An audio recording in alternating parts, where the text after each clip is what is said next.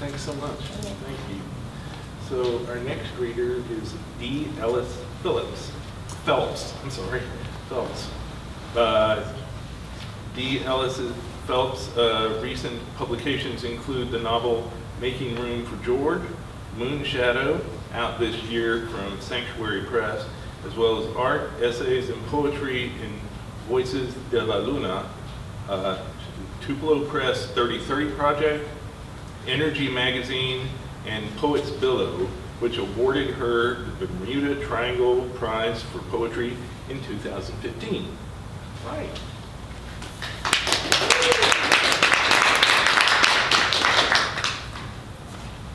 Hi.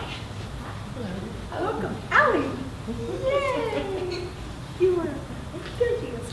We went to school together. Not college. Hi. Thank you all very much for being here. It's such a precious thing to be heard. All the hours at the keyboard, all the hours reading the same book over and over and over and over and over, and still finding an error every time. I don't think I've read it once and didn't find another error. So it really is precious when, even 2 ears are honed in to hear what you have to say. Making Room for George is a love story. It's based on real events that I lived, but it is fiction. So there are lots of those, did it really happen, questions that you could ask me in this book. It's a story of how the main character, Bet, navigates the complicated landscape of family relationships, especially the relationship with her husband and her father-in-law, George. When George gets into a little bit of trouble, made some errors in judgment, the family decides that they need to bring him home. And so when George comes to live with them, what happens to Bet is surprising. The barriers of self-denial that she's held in place for so many years begin to dissolve. And as she makes room for George in her life, she really finally learns how to make room for the true self she's been denying. So in a lot of ways, it's a love story about learning to love the self, but also how to love someone who is aging and taking up a lot of space and energy, and what it means not, and what love is not also. The characters that are in the snippet of the novel I'm going to read for you tonight are Bet, the main character, her husband Steve, father-in-law George, and then you'll hear just one line about Lee. Lee is a woman Bet meets, to whom Bet finds herself irresistibly attracted. And this is chapter 16. And this takes place after George has been with the family for a week or so. Wednesday morning, the right side of my nose was blocked when I woke up. I could feel the congestion throbbing behind my eyes before I opened them. My back ached. I rolled over onto my left side, pushed upright into a semi-slumped sit, and stared into the vanity mirror across from the bed. The bags under my eyes were puffed out like a toad's throat. Sleep matter clumped in the corners of my eyes, and a surfed-up plaster of hair stuck to the side of my head. Ugh, this hair. Morning sure makes a mess of me. I tousled my hair and bangs with one hand and pulled the night guard out of my mouth with the other. The movement as automatic as a boxer's left jab, right hook. Still no princess. I needed some mirror therapy, but for sure that wasn't going to happen until I'd washed my face. Brushing my teeth, I stared at myself in the mirror. A little foam drooled down my chin. I spit the toothpaste out and wiped my mouth on a hand towel. I cocked my head and ran my fingers through my hair again. I love you, Bet, I said to my image. No, you don't, it said back. Okay, so I don't love you, but I'm trying. The mirror therapy had been a counselor's idea somewhere along the line. Her theory that I'd plunged into self-hatred somewhere during my teens like a submarine and hadn't surfaced since. I think she was right. Her theory that if I told myself I love you enough times in the mirror, I would eventually actually love myself. I was still waiting for that to work. I stumbled toward the kitchen, peeking into George's room. He'd left the door ajar to allow Beatrice, the cat, to access. He still slept, arms folded across his chest, decorative pillows stacked neatly to one side of the bed. He kept the room very neatly arranged and always in the same way. The trousers he'd worn the day before laid out at the end of the bed, belt still in the loops. The tennis shoes lined up beside the neck. His tennis shoes lined up side by side next to his house shoes in a row under the dresser. His shirt hung on the back of the chair. Beatrice perked up for a stretch and a wide-mouthed yawn when she heard me at George's door. She had decided to sleep with George since it was, after all, her room. Since my son John had left the last year, so George had to leave the door slightly ajar. Otherwise, there would have been no sleeping going on in that room because Beatrice hates a closed door. I arrived at the coffee pot and Beatrice bounded up onto the counter. Me first, she mewed. I stroked her back all the way to the end of her tail, then poured fresh, dry food into her bowl. Potter, my other cat, had jumped onto the counter by then, and the two cats nudged each other good morning. Beatrice ate from the bowl while Potter ate out of the used coffee tin where I kept the food, sticking his head all the way inside. The two cats were friendly. They shared my love, but they were not going to share a bowl. I arrived at the coffee pot and Beatrice bounded up onto the counter. I've already read that. Just as the coffee began to percolate, George padded into the kitchen wearing the trousers he'd laid out on the bed and the shirt from the back of the chair. He sidled up to the coffee pot. He folded his hands in front of him with his arms fully extended but hanging limp like one of those stuffed monkeys with Velcro paws. "Coffee ready?" he asked. He cocked his head a little to the left and stuck out his chin, then shifted all his weight back onto his heels so he looked like a weighted bop toy about to make a tumble backward. I took a deep breath. "Not yet, George," I said. "I just woke up." He popped his mouth open, then snapped it shut, pursing his lips and rolling his eyes sideways to the right, then up and down. George was polite.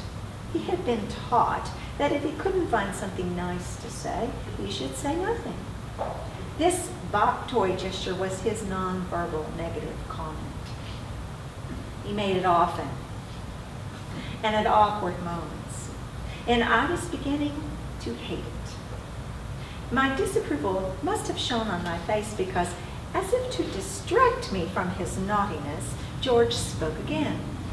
"I made my bed," he said. "I appreciate that," I said. I did, really. Steve never made his bed, neither did I, to tell the truth. Actually, George made his bed every morning. It was a matter of habit. It was a military holdover. I hadn't made my bed first thing in the morning since I'd left home. This was also a kind of military holdover. My father, a Navy man, had insisted that I do this every morning as soon as my feet hit the floor, so now I refused. I knew this behavior was passive-aggressive and not altogether healthy, but it was a rebellion I could manage. George, however, needed to make his bed. It was part of the ritualistic way he lived. I noticed it since he'd come to stay with us. He always did the exact same things. He watched Friends on TV from 10:30 to 11. He listened to Glenn Miller's greatest hits or some other tunes from the 40s on his portable CD player until midnight. Then he stood up to stretch, saying, "I think I'm going to hit the hay." He wandered into the bathroom, deposited his teeth in the cup by the sink, and padded to the bedroom to undress. He set his shoes in front of the dresser, slipped out of his slacks and folded them neatly, belt still through the loops, at the foot of the bed. He hung his shirt on the back of the chair and changed his skivvies. I know this part because when I complained about him wearing the same clothes every day, he informed me that he changed his underwear every night. I'm kind of guessing about the next part, but not really, because as I said, he left the door ajar and I could see inside. I know it's weird, but I was so curious about this man. He stacked the decorative pillows neatly on one side of the bed and carefully folded the covers back just enough so that he could slip into the bed. Then George slept like a corpse, hands folded over his abdomen, not moving all night. In the morning, George reversed his bedtime ritual like a movie on rewind. The next step in his ritual was having coffee, and I hadn't made it yet. "Think I'll go out for a smoke then," he said. "Call me when it's ready." "Sure, George," I said, watching him waddle toward the front door. "Hi, me kitty," he said to his cat as he stepped out. Just then, I heard Steve growl and open his bedroom door. He stepped out wearing only black socks and flung open the back door. He stretched his arms into the air, arched his back, and yawned. "I was up way too late playing poker last night," he said, stepping out into the patio. "Good morning, sunshine," I said, not meaning that at all. I stepped out into the sun next to him. It was cool again. "Aren't you cold?" I asked, slapping his behind and wrapping my arms around my waist. "I am." He grinned and rubbed his belly with both hands up and down, giving himself a little mini Swedish massage, ending with a flat palm slap. I shook my head and rolled my eyes. "You're hopeless," I said, laughing, "and charming in your own kind of I'll do whatever I want primary sort of way." I was still very angry with him from the day before. For me, being with Steve was simultaneously repulsive and attractive from the beginning. Like watching the details of some natural disaster on television, when you want to hide your eyes, but you peek through your fingers to see what's going to happen next anyway.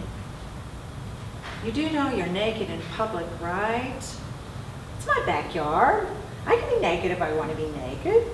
Your headlights are on, he said, tilting his head down to kiss one of my nipples through the thin white t-shirt I wore. "Steve, your dad," I said, pushing his head away. "So what?" he persisted, coming back for a second nibble. "So don't," I said, pushing him away again. "Damn, this is a pain in the ass," he snorted as he sat down on the patio chair, pulling the other over to use as a footstool. He stretched out full length, plopping one foot on one armrest and one on the other, spread eagle. He leaned back, face to the sun, clasping his hands behind his head. He closed his eyes and sighed. "So what's your plan for the day?" he asked. "I don't have to work, no appointments." "First, I plan to remind you that you should put on some clothes. Your dad's on the front porch having a cigarette. He'll be right back." "I don't care. He's seen me naked before." I scanned his lean body, my eyes resting momentarily on his half-hard penis. Steve felt totally uninhibited and even turned on by the possibility that someone might see him. I felt frozen by it. Perfect. We're not out of sync or anything. I'm always ready in the morning, baby, Steve said, reaching for me. He wanted to have sex without foreplay and before he showered. You know I don't want to have sex unless it's afternoon. Besides, you stink. I slapped his hand away. Steve laughed. You're frigid. My mind flashed to Lee, the minty smell of her hair, her pink toenails. You're always in such a hurry, I said, frowning. Besides, your dad is here. I looked again at Steve's body, his half erection already gone. I've never been excited by looking at a man's body, not even a toned, hot body. Sometimes a certain kind of touch stimulates me, or a certain kind of suggestion. But even then, I have to make my mind do fantastic somersaults for foreplay with a man to turn me on. Forget it if the dog barks, or the phone rings, or God forbid, my father-in-law lives in the house.